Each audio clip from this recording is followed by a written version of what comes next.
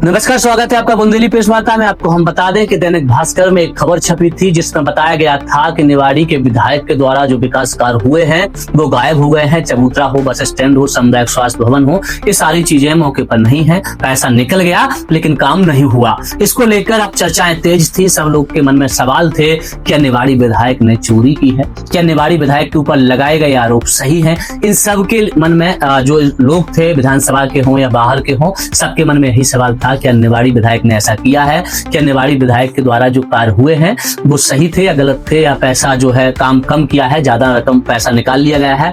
इन सब के जो सवाल चल रहे थे, अब उस पर जिला प्रशासन ने जो है अपनी मोहर लगा दी है।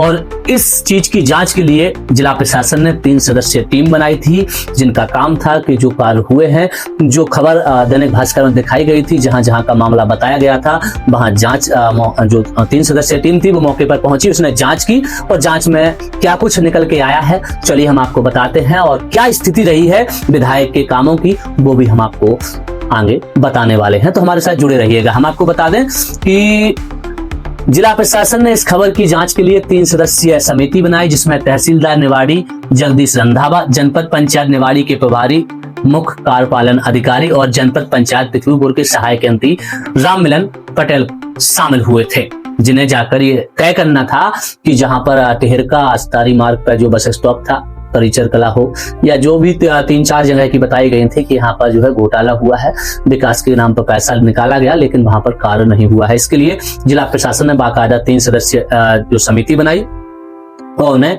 जांच के लिए वहां भेजा गया। जांच में 3 बिंदुओं पर सच्चाई सामने आई है। पहला मामला टेहरका का था, जहां पर यात्री प्रतीक्षालय बस स्टॉप के बारे में बताया गया था कि वहां पर नहीं बना है। जांच दल ने मौके का निरीक्षण किया और पाया कि प्रतीक्षालय पूर्व स्वीकृत स्थान पर ही बना हुआ है, टेहरका अस्तारी तिराहे के पास ही बना है, और जो राशि इसमें व्यय की गई है वो नियम के अनुसार ही खर्च की गई है। इसमें कोई भी हेर फेर वाली बात नहीं हुई है।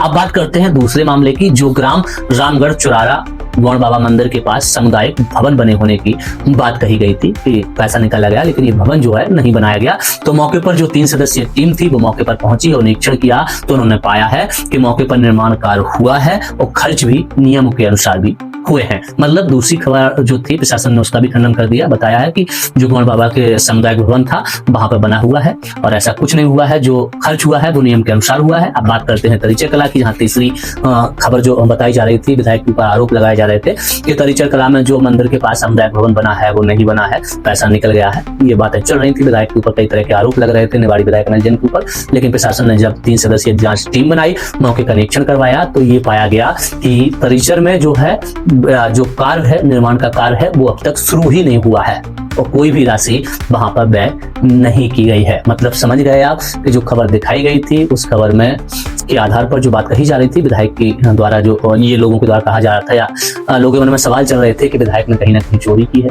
विधायक ने कहीं ना कहीं भ्रष्टाचार किया है, तो प्रशासन ने उस बात को साफ कर दिया है। और 3 सदस्यीय जो टीम बनाई थी उसके द्वारा भी बता दिया है, उसने मौके का निरीक्षण किया कि जहां जो काम स्वीकृत हुआ था वहां पर हुआ है, लेकिन एक काम तरीचर का है जो अभी तक निर्माण कार्य शुरू भी नहीं हुआ, उसकी राशि भी नहीं निकली है। मतलब जिला प्रशासन की जांच से साफ हो गया है कि कुछ स्थानों पर कार्य पूरे हो चुके हैं, जबकि एक स्थान पर काम शुरू नहीं हुआ है और ना ही कोई राशि व्यय की गई है। यानी कि विकास गायब वाली खबर का बड़ा हिस्सा जांच में गलत या अधूरा पाया गया है।